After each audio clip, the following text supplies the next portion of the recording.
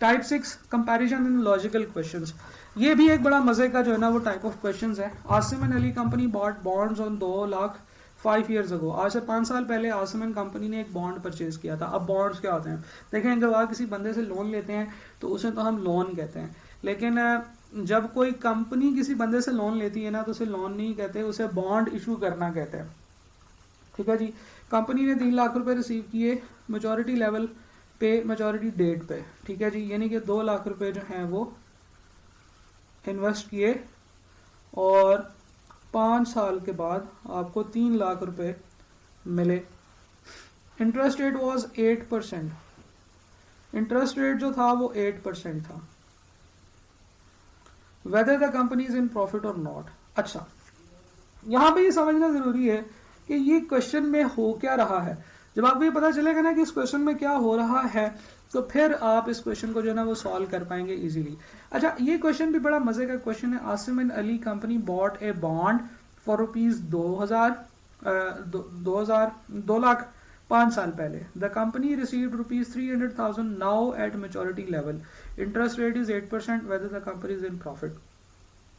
सवाल दिखने में बड़ा चुन्ना मुन्ना बड़ा खूबसूरत सा लग रहा है, लेकिन एक्चुअली क्वेश्चन के अंदर कुछ चीजें छुपी हुई है। इस तरह के क्वेश्चन बच्चों को तंग करते हैं। अब आप अगर सोच रहे हैं कि सर इस तरह का सवाल दोबारा आ गया तो हम क्या करेंगे, या क्या हमारी प्रैक्टिस कम है, ऐसा हरगिज नहीं है। ये इस तरह के जो क्वेश्चंस होते हैं ना, ये वो क्वेश्चंस होते हैं जो टीचर नहीं कराने होते हैं। ठीक है, आपने इनकी प्रैक्टिस कर लेनी होती है, आपका दिमाग थोड़ा सा खुल जाएगा, इसके बाद आपको समझ आ जाएगी कि इसको कैसे करना है।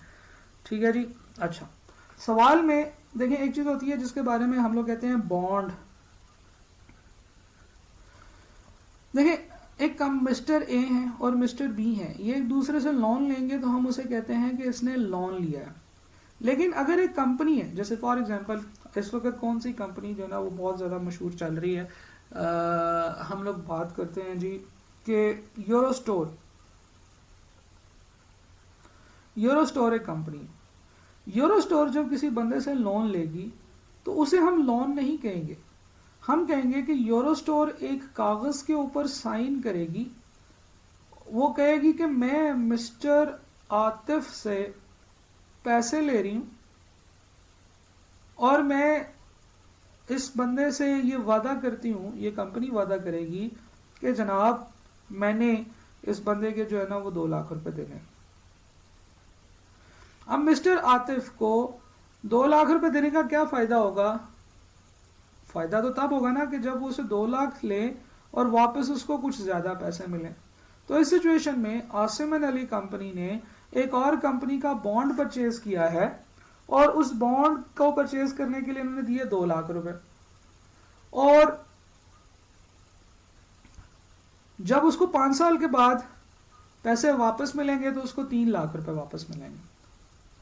ये जो टाइम पीरियड था 5 साल का, इसके दौरान अगर आतिफ साहब ये बॉन्ड परचेज ना करते, बैंक में पैसे जमा करा देते, तो बैंक उस वक्त आपको 8% इंटरेस्ट दे रहा था।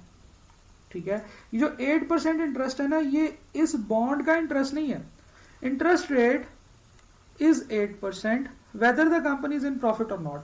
ये जो कंपनी है आसिम एंड अली कंपनी, इस केस में आसिम एंड अली कंपनी ने किसी और कंपनी का बॉन्ड परचेज किया है और इस कंपनी की बात हो रही है आसिम एंड अली कंपनी की कि क्या ये प्रॉफिट में है या नहीं है। ये प्रॉफिट में तब होगी जब 2 लाख रुपए के ऊपर 5 सालों में 8% इंटरेस्ट के हिसाब से जब आप 5 साल बाद की वैल्यू फाइंड करेंगे तो वो 3 लाख रुपए से कम बनेगी। तभी तो हम कहेंगे ना कि आसिम एंड अली ने आज से 5 साल पहले एक अच्छा डिसीजन लिया था कि उसने बैंक में इन्वेस्ट नहीं किया, उसने 2 लाख रुपए का एक बॉन्ड परचेज कर लिया था। तो जनाब जब एक कंपनी बॉन्ड परचेज करती है या कोई भी और काम करती है तो उसके पास एक और ऑप्शन जरूर ये होती है कि वो उस ऑप्शन को जो है ना वो बैंक उन पैसों को बैंक में जमा करा दे। बैंक उसको 8% इंटरेस्ट दे रहा है। अब 8% इंटरेस्ट रेट है बैंक का, ठीक है जी, और ये जो इंटरेस्ट है इसने नहीं बताया कि ये सिंपल इंटरेस्ट है, ये कंपाउंड इंटरेस्ट है, तो हम इसको अज्यूम करेंगे कि ये सिंपल इंटरेस्ट है।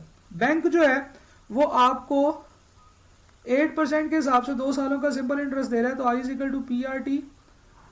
प्रिंसिपल है जी 2 लाख रुपए, रेट है 0.08, और टाइम है 2 साल, तो 16 दूनी 32, 32,000 रुपये। तो 2,32,000 रुपये जनाब इस बंदे को मिलने थे। अच्छा सॉरी 5 साल है, ठीक है जी। तो ये बनेगा जी 0.4, तो ये 2,80,000 रुपये बनेंगे, 2,80,000। अब जरा देखें आसिम अली, अगर ये पैसे 2 लाख रुपए जो आज से 5 साल पहले थे इनके पास, वो बैंक में इन्वेस्ट करता तो 2,80,000 रुपये मिलने थे, राइट। लेकिन अब उसको मिले हैं 3 लाख रुपए। तो क्या कंपनी प्रॉफिट में है? ये आसिम अली कंपनी, क्या ये कंपनी प्रॉफिट में है? हम कहेंगे जी बिल्कुल। ये तो उसको बेनिफिट हो गया ना, कि अगर वो बैंक में इन्वेस्ट करता तो बैंक से उसको 5 साल के बाद मिलने थे 2,80,000, लेकिन उसने बैंक में इन्वेस्ट नहीं किए, उसने एक सर्टिफिकेट परचेज किया और उस सर्टिफिकेट के उसको जो है ना वो 3 लाख रुपए मिल गए। और अगर मैं आपसे ये पूछूं कि मुझे बताएं कि इसको इंटरेस्ट कितना मिला होगा, तो जरा आप बताएं कितना इंटरेस्ट इसको, मतलब इसको कितना बेनिफिट हुआ, इसको कितना एक्स्ट्रा बेनिफिट हुआ, ये जरा बताएं मुझे। एक्स्ट्रा बेनिफिट इसको बैंक के ऊपर कितना हुआ? 20,000 रुपए का। अगर तो आपसे एक्स्ट्रा बेनिफिट पूछा जाए तो यू विल से कि जनाब बैंक से ऊपर हमें 20,000 रुपए का बेनिफिट हुआ है। और अगर आपसे वो टोटल इंटरेस्ट पूछे कितना है, तो आप बताएंगे हाँ जी 2 लाख रुपए का इंटरेस्ट सर्टिफिकेट लिया था, 3 लाख रुपए, तो 100,000 जो है वो आपका प्रॉफिट हुआ। ठीक है जी। तो इस तरीके से हम लोगों ने ये क्वेश्चन देखा। मैं इस क्वेश्चन के ऊपर, इस स्लाइड के ऊपर जितनी इंक है उसे रिमूव कर रहा हूँ। हम एक और क्वेश्चन देख रहे हैं। वो क्वेश्चन है जी, you just won a prize. ले जनाब मुबारक हो, आपने एक इनाम जीता है। You can either receive 1,000 today और ₹1050 इन 1 ईयर। आपके पास 2 ऑप्शंस हैं। आपने डिसीजन लेना है, आपने कंपैरिजन करना है, आपने लॉजिकल वैल्यूज पे रहना है। और क्वेश्चन ये है कि आपके पास या तो आज 1,000 रुपीज है, या आज आप आज से 1 साल के बाद 1,050 रुपए ले लें, purely on financial grounds. Which option do you prefer and why? If you can earn 5% on your money. 5% है जी, ना उसने बताया सिंपल इंटरेस्ट है, ना उसने बताया कंपाउंड इंटरेस्ट है, तो हम कहेंगे ये सिंपल इंटरेस्ट है। ठीक है जी।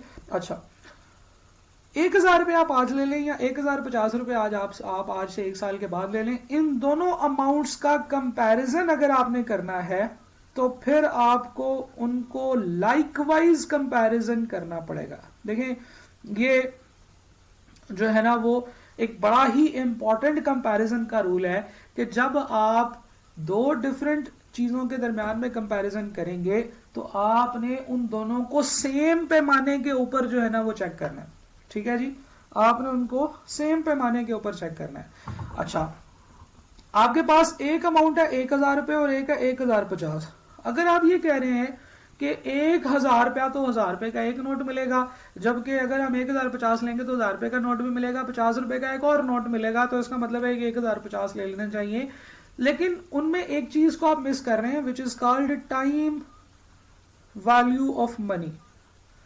जो पैसे आप आज रिसीव कर रहे हैं उनकी प्रेजेंट वैल्यू तो 1,000 ही है, लेकिन जो आज से 1 साल बाद रिसीव कर रहे हैं उनकी प्रेजेंट वैल्यू 1,050 से कम है। तो हम लोग जो पैसे आज रिसीव कर रहे हैं, जो पैसे आज से 1 साल बाद रिसीव कर रहे हैं, उन दोनों को कंपेयर अगर हम करना चाहते हैं तो हमें उन दोनों को पहले तो सेम डेट पे लेके आना पड़ेगा। ठीक है जी। नॉर्मली आप किसी भी डेट पे उनका कंपैरिजन कर सकते हैं, there is no issue with that. आप 1050 को पीछे लेके आएंगे और उसकी प्रेजेंट वैल्यू फाइंड करेंगे 1 साल पीछे। तो हमारे लिए प्रेजेंट वैल्यू का फॉर्मूला होता है P/1 + RT। ये प्रेजेंट वैल्यू का फॉर्मूला होता है। हाँ जी, ये प्रेजेंट वैल्यू का भी फॉर्मूला होता है। P इधर रहने दें, S/1 + RT कर लें जनाब। तो जनाब 1,050 divided by 1 plus what is the rate 0.05, what is the time 1 year. तो जब आप इसको करेंगे तो ये भी 1,000 रुपये ही बन जाएंगे। ठीक है जी, ये भी 1,000 रुपये ही बन जाएंगे।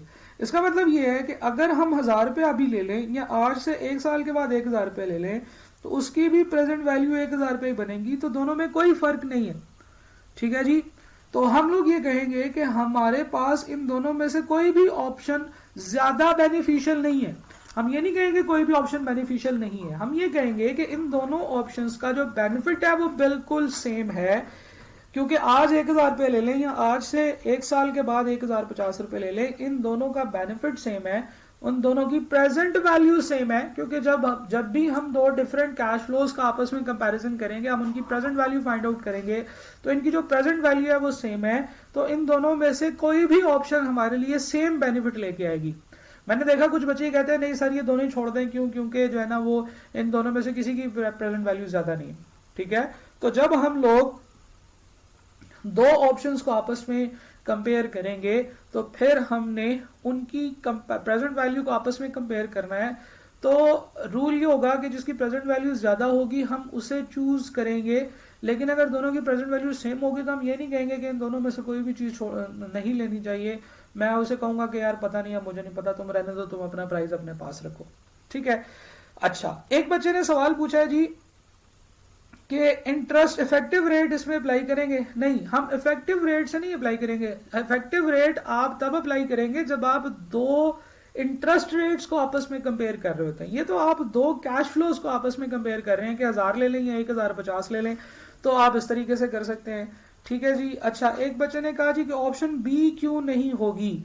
ऑप्शन बी क्या है जी? ₹1000 because you receive it sooner. देखिए, हम लोगों ने ऊपर बड़ा सा बोल्ड भी किया और अंडरलाइन भी किया कि प्योरली ऑन फाइनेंशियल ग्राउंड्स आप ये बताएं कि इन दोनों में से कौन सा कैश फ्लो आपके लिए बेहतर है। ठीक है जी। तो फाइनेंशियल ग्राउंड्स की बेसिस के ऊपर तो यही है कि आज 1000 रुपये ले लें या आज से 1 साल के बाद 1050 रुपये ले लें, दोनों की वैल्यू सेम है। ठीक है जी, इसलिए वी विल नॉट से कि हम ऑप्शन बी जो है उसको टिक करेंगे। ऑप्शन 1 में हमें जल्दी मिल रहे हैं, ऑप्शन 1 में नहीं, मतलब ऑप्शन बी में मेरे ख्याल, हाँ, जो पैसे हमें ज्यादा मिल रहे हैं, ये तो बाद में बता रहा हूं कि पैसे हमें ज्यादा मिल रहे हैं या कम मिल रहे हैं, हमें उससे गर्ज नहीं है। हमें उससे गर्ज है कि जो पैसे हमें ज्यादा प्रेजेंट वैल्यू वाले मिल रहे हैं। ठीक है, इसलिए मैंने बड़ा बड़ा सा प्योरली ऑन फाइनेंशियल ग्राउंड्स दिया। और फाइनेंस के क्वेश्चंस के अंदर आप इस चीज पे डिसीजंस नहीं लेंगे कि ये पैसे हमें पहले मिल रहे हैं, ये पैसे बाद में मिल रहे हैं, ये चीज का कंपैरिजन नहीं है। आप ये भी नहीं कहेंगे कि ये 1000 रुपए का नोट जो है ना ये मुझे नया दे रहे हैं और वो जो 1 साल बाद 1000 रुपए का नोट मिलेगा वो मुझे पुराना मिलेगा। तो उसकी जो इंट्रिंसिक वैल्यूज हैं वो एक तरफ, हमने सिर्फ और सिर्फ फाइनेंशियल ग्राउंड्स के ऊपर जो है ना वो फॉर्मूला डिसीजन लेना है। Sir P is equal to 1 P into 1 minus RT और P, भाई क्या कर रहे हो? For discounting option D correct है। सलीम खान, आपने जो भी पूछा है पूरा एक मैसेज में क्वेश्चन टाइप करके लिखें तो फिर मैं आपके सवाल का जवाब दूंगा। हम लोग आगे चलते हैं जी। ये क्वेश्चन हम लोगों ने डिस्कस कर लिया कि कंपैरिजंस और लॉजिकल क्वेश्चंस आते हैं जिनसे आपके लॉजिक एबिलिटी जो है ना वो बनती है। आप दो चीज़ों को कंपेयर कर सकते हैं। कंपैरिजन के रूल्स, मैंने कंपैरिजन का जो रूल था वो मैंने आपको बता दिया कि दोनों जितनी भी ऑप्शन है 2, 3, 4, 5, 7, इन तमाम ऑप्शंस को आपस में कंपेयर करने के लिए ये ज़रूरी है कि ये सारी सेम पैमाने से जांची जाएं, सेम पैमाने पे मापी जाएं। अगर इनका पैमाना डिफरेंट होगा तो फिर आप उनको आपस में कंपेयर नहीं कर सकते हैं। ठीक है जी।